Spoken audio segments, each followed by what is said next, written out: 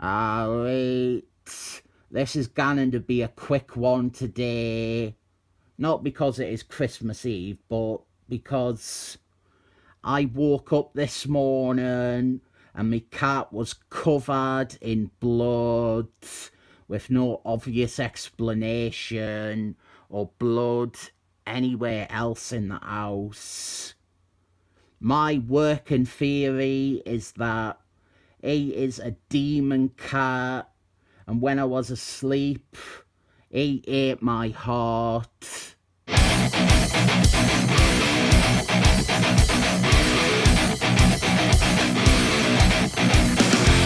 This will not take long to review anyway. It is by DiDio, so it goes without saying that it is a fresh pile of crap.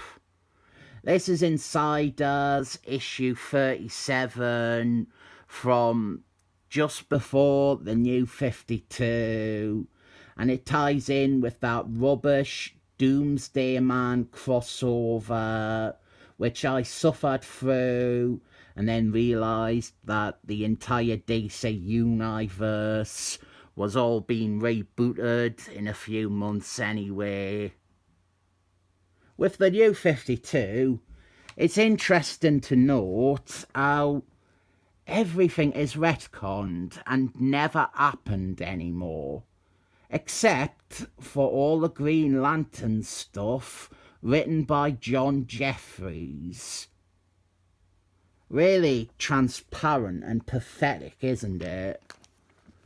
Radiator Superman versus Doomsday Man. That is the thing here. It's not good or exciting. We didn't really get to see much of it. I would actually be down for a good Radiator Superman, Doomsday Man fight. The premise of this crossover was that all the Supermen, they get beat by Doomsday Man in a single issue. That is fine, but it is repetitive. The Justice League two-parter, that is the only bit that stands out by being something different, with it being two parts instead of one. Here is Doomsday Man. The artwork is okay, but it looks unfinished in a lot of places. It is great to see a book written by one of DC's senior editors awash with typos and errors, like when there is not a space in between hero and known. Some of the insiders fighting Doomsday Man might be interesting. So, what the comic does, and this is quite genius, you see, it cuts away to something else just as they are about to fight Doomsday Man. We have political intrigue involving Geodude and his country, and it is written by DiDio. It is really basic and offers no bite or even characterization to anyone. Also, the Creeper, he was a member of the team in this run, and he is not in this issue. So it is a very, very poor issue. I have not read this run. I didn't know much about these characters, but I will offer great odds that this redhead is a lesbian.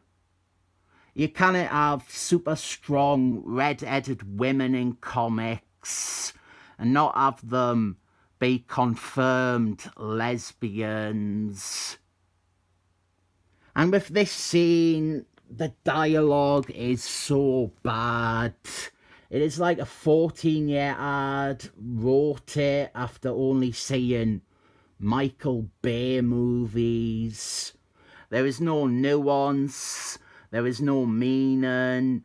It is just proclamations and cliches. Finally, we get back to the fight, and it is mostly some woman I have never heard of before, and it's not even good. I often say that I like it to have characters gang up against a bad guy like this and lose. It shows that they are heroes and they fight on even when the odds are against them. But this is so boring and badly done. It's like, I am going to attack you. Oh no, you have defeated me. That is what this page is. And we are not introduced to any of these insiders characters, so you're not given any reason to care for these pointless fights they have with Doomsday Man. And so the thing you really want to see is the characters that you're now fighting Doomsday Man. Like, the fight I kinda wanted to see was Geodude fighting Doomsday Man. And now we have another character that I have never heard of. I didn't know if this character was a man or a woman, and I still didn't. They get beat, and it's just like the one before. I think you could maybe re-letter this issue, rewrite all the dialogue, but keep the art and the sequence, and you could have a good issue on your hands. But Dan DiDio is not a writer. He's only really an editor by credit. He is garbage at it all. He was garbage. He was one of the most justified fire-uns in comic books.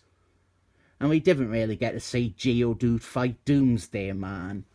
And even Radiator Superman fighting them. Most of that happened off panel. And we just get to see Doomsday Man impale them. I am being a bit disingenuous. They fight for a little bit here. Well, it's just boring. It is baby's first comic book writing. Dan DiDio doesn't know a thing about how to write a comic. He didn't know a thing about how to edit one. There is no hope when it comes to him writing one. And that is actually the end of it. Do you feel like you have gotten a full comic's worth of entertainment? I didn't, and I never have. This to me is a non-comic. It's something that looks like one, it acts like one, it disguises itself as one, but it does the bare minimum required to appear like an actual comic. The energy needed to tear this up is more than this issue deserves. Talking about it as long as I have is more than it deserves. This is a nothingy issue full of nothing, and it really is a clueless boob like Dan DiDio doing the least that he can to get a paycheck for writing it. 7 festive thumbs up.